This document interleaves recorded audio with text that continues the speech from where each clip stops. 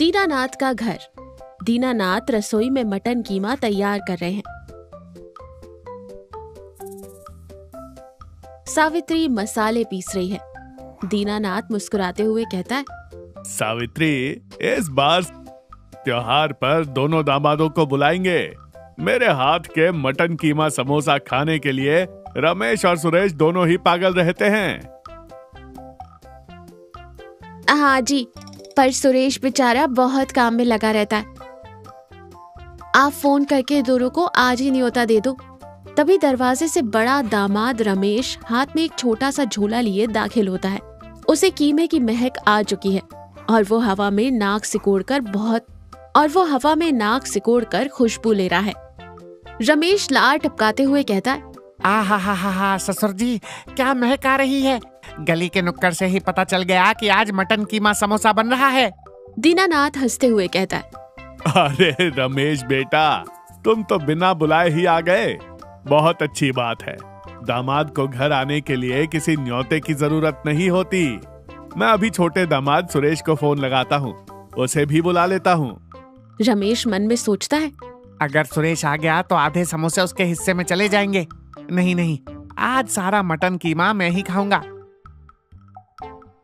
फिर झट से दीनानाथ का हाथ पकड़ लेता है। अरे ससुर जी, रुकिए, सुरेश को फोन मत कीजिए।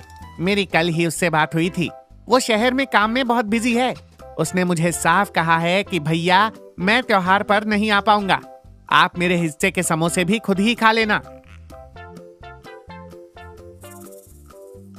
दीनानाथ थोड़ा उदास होकर कहता है, अच्छा, वो नहीं आ पाएगा। चलो कोई बात नहीं, काम भी जरूरी है। सावित्री रमेश को शक की नजरों से देखते हुए कहती है, बड़े दामाद जी, सुरेश तो त्योहार कभी नहीं छोड़ता। आप सच कह रहे हैं ना?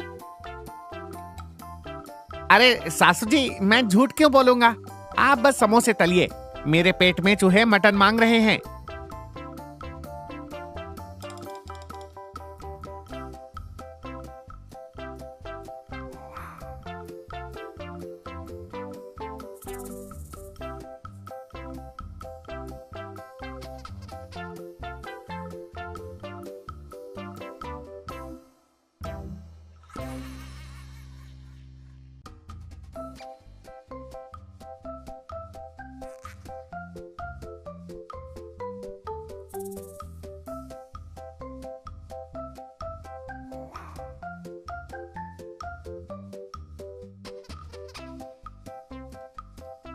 सुरेश का घर।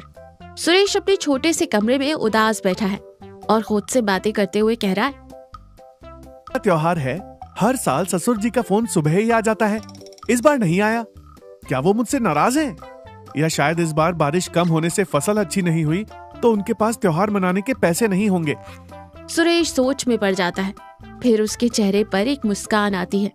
कोई बात नहीं, अगर ससुर जी मुझे नहीं बुला पाए तो क्या हुआ, मैं तो उनका बेटा हूँ। मुझे उनसे मिलने जाने के लिए किसी न्योते की जरूरत नहीं है। मैं खुद बाजार से उनके लिए कुछ फल और मिठाइयाँ लेकर जाऊंगा। त्योहार के दिन बड़ों का आशीर्वाद लेना सबसे जरूरी है। सुरेश अपनी साइकिल उठाता है और दीनानाथ के गांव की तरफ निकल पड़ता है। दीनानाथ का घर। रमेश एक बड़ी सी चारपाई पर बैठा है। उसके सामने एक बड़ी थाली में मटन कीमा समोसे रखे हैं। वो दोनों हाथों से खा रहा है। रमेश मुंह में समोसा ठूसते हुए कहता है, उफ ससुर जी, क्या कीमा भरा है आपने। मजा आ गया। सुरेश बड़ा बदनसीब है जो ये सब मिस कर रहा है। और एक समोसा उठा लेता है। तभी दरवाजे से सुरेश अंदर आता है। उसके हाथ में फलों की थैली है। रमेश सुरेश को देखकर एकदम बुत बन जाता है। उसके मुंह से आधा समोसा बाहर आ जाता है। सुरेश मुस्कुराते हुए कहता है, प्रणाम ससुर जी। प्रणाम सासू जी। अरे रमेश भैया, आप भी यही हैं? दीनानाथ हैरानी से कहता है, सुरेश बेटा, तुम तो बहुत बिजी थे ना। तुम्हारे रमेश भैया ने कहा कि तुम काम की वजह से नहीं आ पाओगे। सुरेश भी हैरान होकर कहता है, बिजी? मैं नहीं तो ससुर जी, मैं तो सुबह से आपके फोन का इंतजार कर रहा था। मुझे लगा शायद आपकी तबीयत ठीक नहीं है या आप परेशान हैं, इसलिए मैं खुद ही चला आया। और रमेश भैया, मेरी तो आपसे पिछले 1 महीने से कोई बात ही नहीं हुई। पूरे आंगन में सन्नाटा छा जाता है। रमेश शर्म के मारे पानी पानी हो जाता है। वो धीरे से समोसा थैली में वापस रख देता है। तभी सावित्री व्यंग कसते हुए कहती है, ओहो, तो ये बात है, हमारे बड़े दामाद जी ने छोटे दामाद जी के हिस्से के समोसे हड़पने के लिए ये पूरा नाटक रचा था। वाह रमेश जी, पेट की खातिर आपने अपने ही साड़ू भाई का रास्ता काट दिया। वहीं आंगन में कोई भीड़ नहीं, सिर्फ घर के 4 लोग हैं। रमेश नीचे मुंडी झुकाए रुआसे स्वर में कहता है, मुझे माफ कर दीजिए ससुर जी, मुझे मटन कीमा समोसे इतने पसंद हैं कि मेरे मन में लालच आ गया था। मुझे लगा सुरेश आएगा तो मुझे कम खाने को मिलेगा। मैं बहुत बड़ा स्वार्थी हूँ। दीनानाथ गुस्से में नहीं बल्कि बहुत ही भावुक आवाज में कहता है, रमेश बेटा, परिवार साथ में बैठकर खाने से बनता है, एक दूसरे का हिस्सा छीनकर खाने से नहीं। मैंने ये समोसे मटन और कीमे से नहीं, अपने प्यार से बनाए थे। अगर तुम कहते हो कि तुम्हें और खाने हैं तो मैं पूरी रात जागकर तुम्हारे लिए 100 समोसे और बना देता। लेकिन तुमने एक भाई को दूसरे भाई से दूर करने की कोशिश की। इस बात का मुझे दुख है। सुरेश आगे बढ़कर रमेश के कंधे पर हाथ रखता है। कोई बात नहीं ससुर जी, भैया को समोसे पसंद हैं तो क्या हुआ। फिर रमेश की तरफ प्यार से देखकर कहता है, रमेश भैया, अगर आप मुझे एक बार फोन करके कह देते तो मैं खुद बाजार से आपके लिए मटन लाकर दे देता। परिवार में इस छोटी सी बात के लिए झूठ बोलने की क्या जरूरत थी। सुरेश की ये भोली और सच्ची बातें सुनकर रमेश का दिल पिघल जाता है।